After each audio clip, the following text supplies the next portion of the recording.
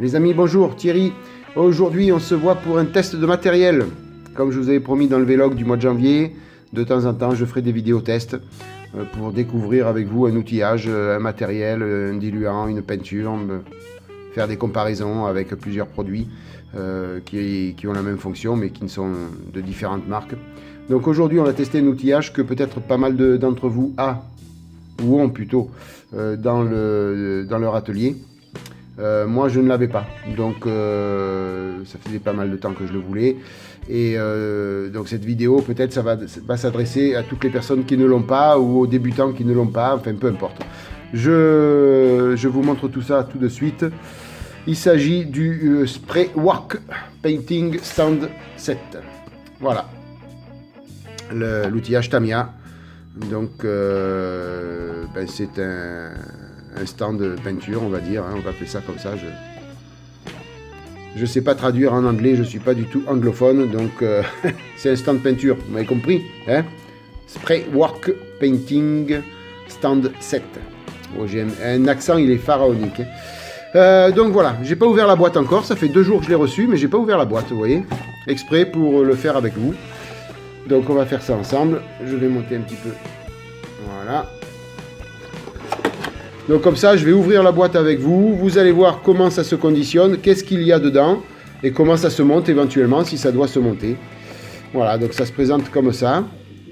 Alors en fin de compte, il y a 2 outillages. Hein. Un outillage pour essentiellement les carrosseries voitures et puis un outillage, après ça fait un stand, voilà, comme ça. Celui-ci ou celui-ci. Donc on va essayer d'ouvrir, de soulever ça déjà. Hop, on a un premier stand ici. Un deuxième ici. En fin de compte, il n'y a rien à monter, hein, les amis. Il n'y a rien à monter. Voilà, la boîte est vide. Il y a une petite notice, alors en anglais ou en chinois ou en japonais. Donc concernant cette partie-là. Normalement. Ah oui, d'accord, Thierry. Ok. Si j'essaye de faire tourner ça en même temps. Vous voyez déjà? J'étais là, j'appuyais, j'essayais de tourner ça. Mais non, c'est ça qui tourne. Voilà. Donc on fait tourner ça comme ça. Alors les petites pinces, de ce que j'ai cru comprendre, on peut les mettre comme ça. Voilà. Donc là après, ouf, on pince les pièces là, ou on met une barre comme ça, éventuellement. Alors mes petites barres, moi, elles peuvent aussi aller là-dedans. Voilà, donc ça se met comme ça.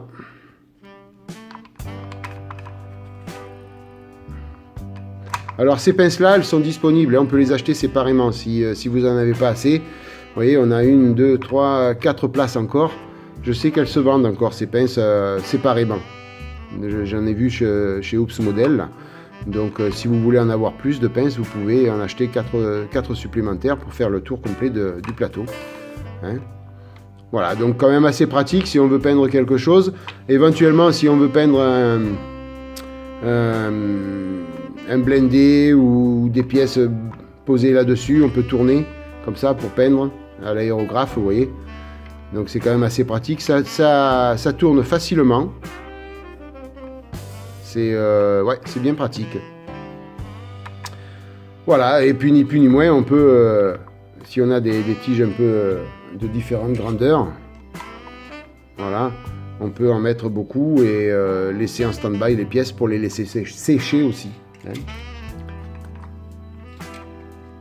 Voilà, donc ça c'est pour le premier outillage. Donc au niveau de la notice, ouais, en fin de compte, oui, vous voyez, je vous disais, si on veut mettre un blindé au-dessus, on tourne et on peint tout comme ça. En fin de compte, c'était monté, hein, puisque sur la notice, ils nous disent de les monter, mais c'était déjà monté. Et après, celui-ci, donc c'est exclusivement réservé, on va dire, aux carrosseries. Alors, on va essayer de le retirer comme ça. Voilà. Alors, là, il y a des petites sécurités ici. Donc lui se déboîte. Voilà, c'est ça qui tourne en fin de compte. Hein. Vous voyez ? Donc je pense que lui aussi c'est pareil. Voilà. En fin de compte, ça se démonte. Alors c'est conique. En fin de compte, ça vient, c'est un cône. Donc automatiquement, ça vient en pression et ça bouge plus. Hein. Voilà, donc là c'est la même partie qui bouge. Alors ici, on a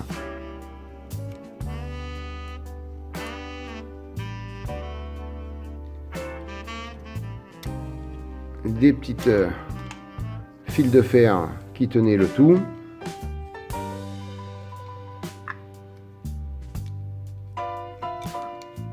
Voilà.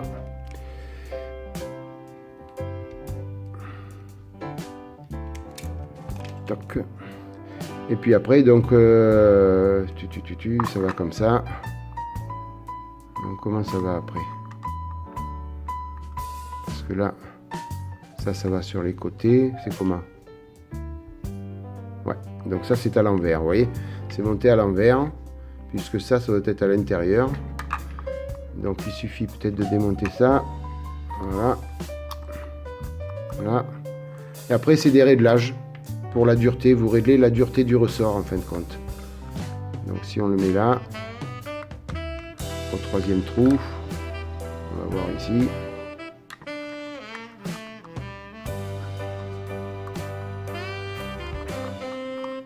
On va retirer celui-là, le mettre dans le bon sens aussi. Alors ça va dépendre. Voilà, en fin de compte, vous allez régler la puissance du ressort, vous voyez, pour appuyer sur les parois de la carrosserie. Alors, j'ai pas de carrosserie disponible là tout de suite. C'est dommage, sinon je vous aurais fait le test avec une carrosserie. Mais je n'en ai point. Celle de la Lancia, non, qui fait l'habillage intérieur, non. Non, voilà. Donc les amis, je ne pourrais pas vous montrer avec une carrosserie malheureusement. J'ai trouvé l'exemple avec la carrosserie sur la notice. En fin de compte, j'avais pas tourné la notice. Il y avait encore des pages derrière. Voilà comme ça se présente avec une carrosserie. Cet outillage.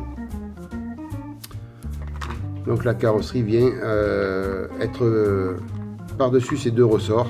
Et les ressorts font pression sur l'intérieur des portières. Et là, il vous explique, comme je vous ai montré précédemment, qu'il faut régler la dureté du ressort avec les trous ici de réglage. C'est-à-dire que si vous le mettez là, par exemple, voilà, vous voyez, il est vachement à l'intérieur. Donc pour venir pincer la carrosserie, il n'est pas en pression. La carrosserie, elle ne serait pas en pression. Donc il faut le ramener par là. Il faut le monter peut-être au premier pour avoir une pression importante. Voilà, le premier trou. Voilà. Là, ça me paraît meilleur. Vous voyez, on fait ça, on pince la carrosserie. Alors, il faut faire attention de ne pas avoir trop de force pour ne pas déformer la carrosserie et la casser surtout. Donc, j'ai vu pas mal de vidéos où les personnes s'en servent avec de la bande cache ici qui tient la carrosserie. Donc, il ne doit pas y avoir beaucoup de pression. Je pense que là, c'est pour des grosses carrosseries, hein, en le mettant au dernier point là-haut. C'est pour les carrosseries très larges. Donc je pense qu'il faut le mettre plutôt au milieu, ici.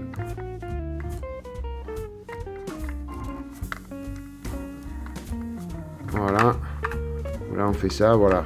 Je pense que là, on serait mieux. Et après, donc, une fois que vous avez la carrosserie de pincée, bon, vous avez vu dans les vidéos, hein, les gens, ils tournent, ils peignent la carrosserie. C'est hyper pratique, quoi. C'est hyper pratique. Ça faisait longtemps que je voulais acheter cet outillage. Je ne suis pas mécontent de l'avoir fait. Et je l'ai fait grâce à vous, les amis, grâce à vos vues sur YouTube, puisque ça, avec la publicité, ça me rémunère au niveau des publicités. Donc c'est vos vues sur YouTube et puis vos tips sur ma page Tipeee qui ont fait que j'ai pu en plus du matériel que j'achète d'habitude, acheter un outillage supplémentaire. Donc c'est pas quelque chose qui coûte énormément cher, je me rappelle plus le prix, il est aux alentours des 20 euros, 23 euros je crois, quelque chose comme ça. Je me rappelle plus exactement le prix. Voilà, donc c'était pour vous montrer cet outillage. Petite vidéo juste là-dessus pour vous montrer le déballage. Et puis bon, il n'y a pas de montage hein, puisque c'est directement comme ça. Il y a juste le fait qu'on peut défaire ça pour le nettoyer éventuellement, pour les nettoyer. Hein, vous voyez, on fait ça.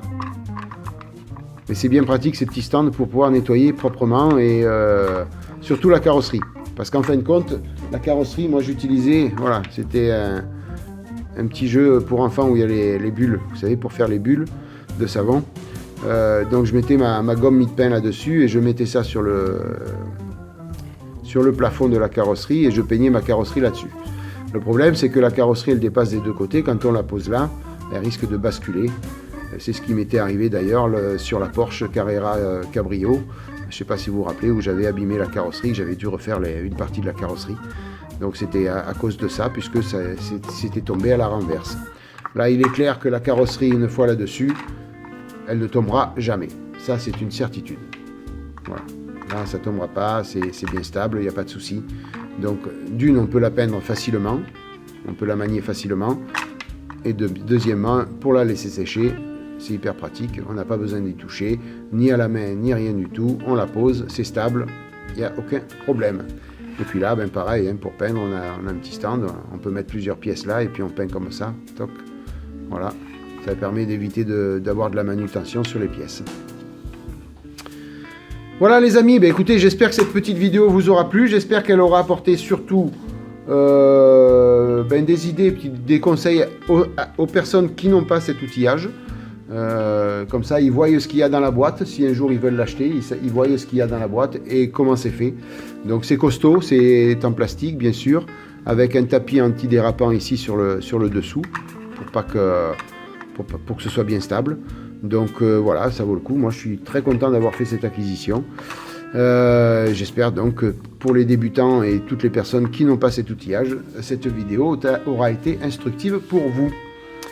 Voilà les amis, bien écoutez, si cette vidéo vous a plu, n'hésitez pas, comme d'habitude, un petit pouce bleu. Si vous avez envie d'aider la chaîne et de me faire un petit don sur ma page Tipeee, n'oubliez pas, en bas à gauche de votre écran arrivera un lien pour ma page Tipeee, si vous voulez faire un petit don, afin que je puisse continuer à acheter du matériel et vous le présenter et vous l'essayer devant vous. Voilà, sinon, si vous n'avez pas déjà été abonné à ma chaîne, n'hésitez pas à le faire. Et puis en attendant, je vous souhaite plein de bonnes choses, portez-vous bien, puis je vous dis à bientôt pour d'autres vidéos. Les amis, bye bye, à plus, ciao.